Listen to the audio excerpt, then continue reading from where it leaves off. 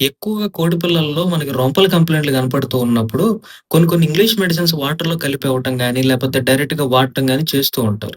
ఇలా యూజ్ చేసినప్పుడు అది 3, 4 రోజులైతే ఇబ్బంది లేదు. కానీ ఎక్కువ రోజులు వాడుతూ ఉంటారు. వారం రోజులు, 10 రోజులు అట్లా ఎక్కువ రోజులు వాడుతా ఉంటారు.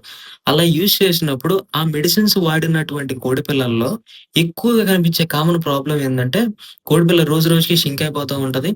మొహం తెల్లబారిపోతా ఉంటది. అండ్ దాంతో పాటు ఆకలి, అరుగుదల 2 సరిగ్గా ఉండవు.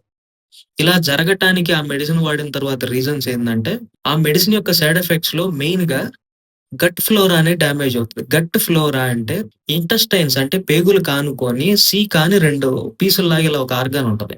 దాన్ని సీకా అంటారు. ఆ సీకా లోపల సింబయోటిక్ బాక్టీరియా ఉంటది. సింబయోటిక్ బాక్టీరియా అంటే కోడి యొక్క ఆకలి, అరుగుదలలో కీ రోల్ ప్లే చేసేటువంటి ఒక ఉపయోగపడే బాక్టీరియా దాంట్లో ఉంటది.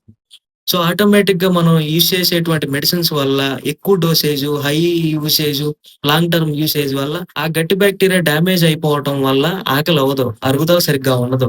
దాంతో పాటు కోడి రోజులకి షింక్ అయిపోద్ది. అండ్ ఇలాంటి కోళ్ళల్లో ఇంకొక మెయిన్ ప్రాబ్లమ్ ఏం కనపడదంటే మొహం తెల్లబారిపోతా ఉంటది. అంటే శరీరంలో రక్తం తగ్గిపోతున్నట్టు ఉంటది. సో, దానికి రీజన్ ఏంది అంటే కోడి యొక్క ఎముక అంటారు చూసారా బోన్స్. బోన్ లోపల ఒక మజ్జ ఉంటది.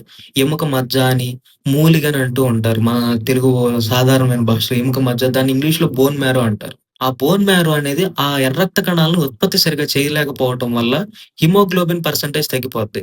దానివల్ల బాడీలో మెటబాలిజం అంటారు. బాడీ మెటబాలిజం అంటే డైజెషన్ గావచ్చు, న్యూట్రియంట్ అబ్జార్ప్షన్ ఇవన్నీ బాడీ మెటబాలిజమ్స్ కిందకొస్తాయి.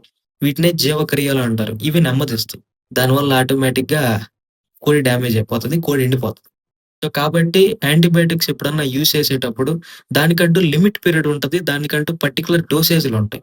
సో, దాన్ని మాత్రమే ఫాలో అవ్వండి. ఎక్కువ రోజులు లాంగ్ టర్మో లేకపోతే హెవీ డోస్‌లు యూజ్ చేస్తే తొందరగా తగ్గిపోద్ది అనే భావంతో ఇంగ్లీష్ మెడిసిన్స్ యూజ్ చేయమాకండి.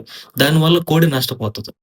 ఇలాంటి మరికొంత ఇన్ఫర్మేషన్ తెలుసుకోవాలనుకున్నా, లేదా మీ కోళ్ళకేదన్నా అనారోగ్య సమస్యలు వచ్చినప్పుడు కాంటాక్ట్ అవ్వాలనుకుంటే డిస్‌ప్లేలో ఉన్న వాట్సాప్ నంబర్ ద్వారా కాంటాక్ట్ అవ్వచ్చు. వీడియో నచ్చితే లైక్ చేయండి, షేర్ చేయండి. Thank you.